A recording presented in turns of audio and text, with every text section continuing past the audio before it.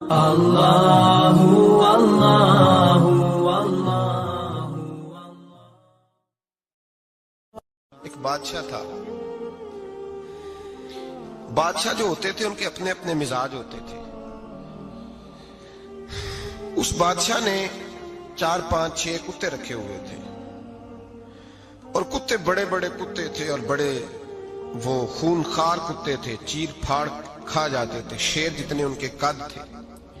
بادشاہ تھوڑا سا کسی آدمی سے ناراض ہوتا نا، تو ایک بہت بڑے پنجرے کے اندر ایک بہت بڑا سلاخوں کا گھر اس نے بنایا ہوا تھا، اس میں کتے ہوتے تھے، اور کتے کو جب باندھ کے رکھا جاتا ہے تو زیادہ زہریلا ہو جاتا ہے، وہ زیادہ اس کے اندر کرواہٹ آتی ہے، زیادہ کاٹتا ہے۔ اس نے قید کیے ہوئے تھے، کتے تو بڑے زہریلے تھے۔ جس آدمی سے بادشاہ تھوڑا سا ناراض ہوتا نا، تو وہ کتے کے آگے اس آدمی کو ڈالتا، کتے اس کو چیر پھاڑ کے کھا جاتے۔ یہ سزا تھی، لوگوں کو پتا تھا۔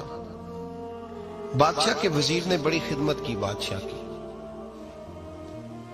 35 سال تک نوکری کی، لیکن ہر سورج نے غروب تو ہونا ہی ہوتا ہے نا، ہر چاند نے ڈلنا بھی ہوتا ہے۔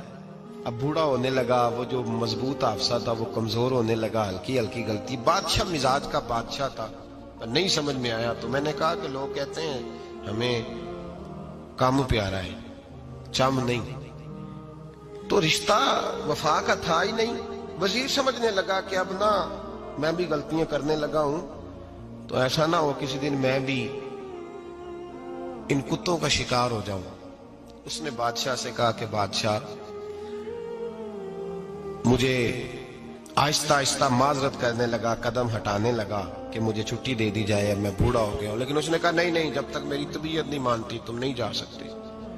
مطلق العنان لوگ تھے، وزیر خاموش ہو گیا، پریشان رہنے لگا، غلطی ہو گئی ہے تو پھینک دے گا۔ ایک تجویز اس کے ذہن میں آئی، وہ جو پنجرے، کتوں کے پنجرے پر محافظ بیٹھا تھا نا، جو ان کو کھانا ڈالتا تھا، روٹی ڈالتا تھا، گوشت دیتا تھا، اس کو ایک دن کہنے لگا یار تیری ڈیوٹی ہے سارا دن کتوں کو کھانا دینے کی، گوشت دینے کی، تو 2 4 دن ڈیوٹی مجھے نہیں دیتا؟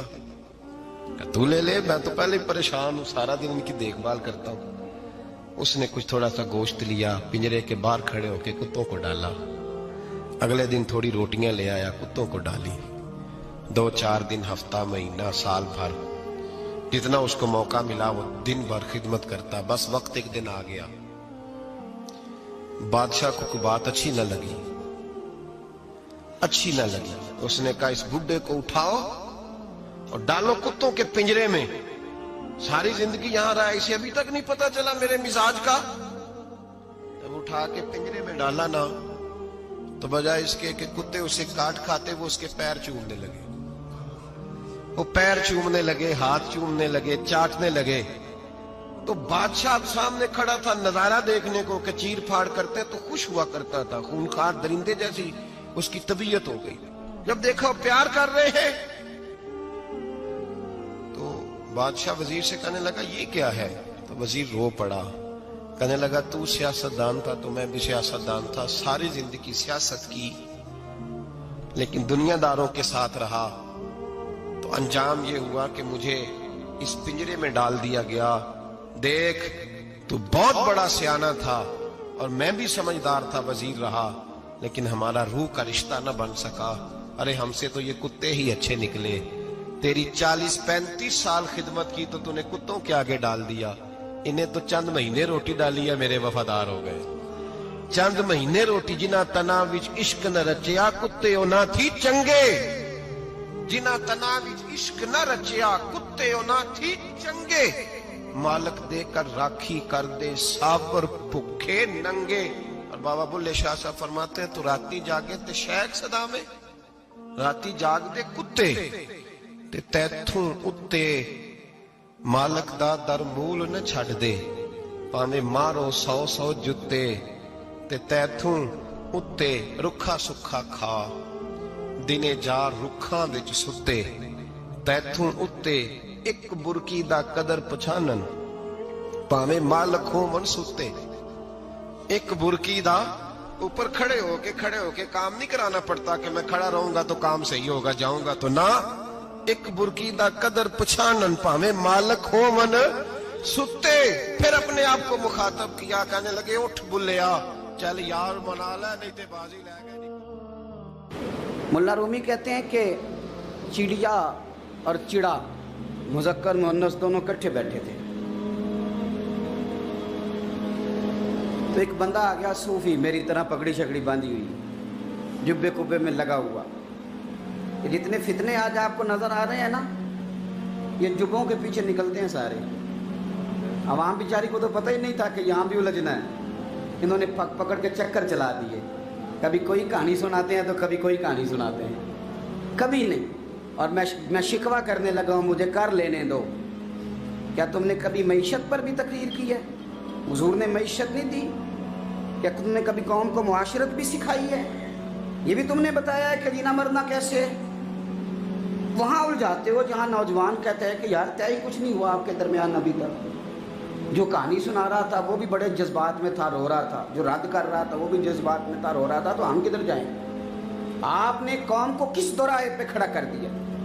शिकवा करने लगा हूँ। वो चिड़ा और चिड़ी दोनों बैठे थे। एक बंदा सूफी साफी आ गया, बड़ा जनाब, जुब्बा कुब्बा, बड़ी बात। तो चिड़िया चिड़े से कहने लगी उड़ जाएं, ये शिकारी ना हो। तो चिड़ा कहने लगा नहीं, शिकारियों का लिबास और होता है, ये तो दरवेशों का लिबास है, रहने दो, बैठे रहते हैं। उसने बड़ा समझाया चिड़िया ने, पर चिड़िया की बात मानता भी कोई नहीं ना। कभी कभी मान जाए करे फ़ायदा होता है। अब चिड़िया की माने कौन? चिड़िया को तो लोग छोटा जानते हैं। तो वो चिड़ा बैठा रहा, पर वो बंदा आया। आए हाय, आप यकीन करें, लोग मेरे पास आते हैं तो वली समझ के आते हैं। वो जो मेरे पास वली समझ के, दरवेश समझ के आया, उसे सवाब मिल गया। लेकिन अगर मैंने धोखा किया तो क़यामत में मेरी सज़ा बढ़ जाएगी। मुझसे मेरा रब पूछ लेगा, वो तो ठीक था, वो तो तेरी पगड़ी दाढ़ी देख के आया था, तू अपनी बात बता, तेरे अंदर क्या था? तो वो करीब आया ना वो सूफी दरवेश, इल्ला माशाअल्लाह, उसने ना गुलेल पीछे छुपाई हुई थी। उसने गुलेल निकाली और मारी और चिड़ा मर गया। चिड़िया बड़ी परेशान हुई, उसने जाके बादशाह को शिकायत की, जंगल के बादशाह को, शेर को। शेर ने कहा तू फिक्र न कर, बंदा पकड़ लेते हैं। बंदा पकड़ लिया, गिरफ्तार कर लिया, सामने आ गया। तो चिड़िया कहने लगी, शेर कहने लगा चिड़िया से कि अपना पकड़ तो हमने लिया है, सज़ा हमने नहीं देनी। अगर ये बात आपकी समझ में आ गई ना, मसला सिर्फ लीडरों का नहीं, कारकुन भी बड़े ख़तरनाक हैं। नाराज़ हो गए हो? मसला मुरीदों का नहीं, ये पीरों का नहीं, सिर्फ ये मुरीद भी नहीं कहीं हिलने देते।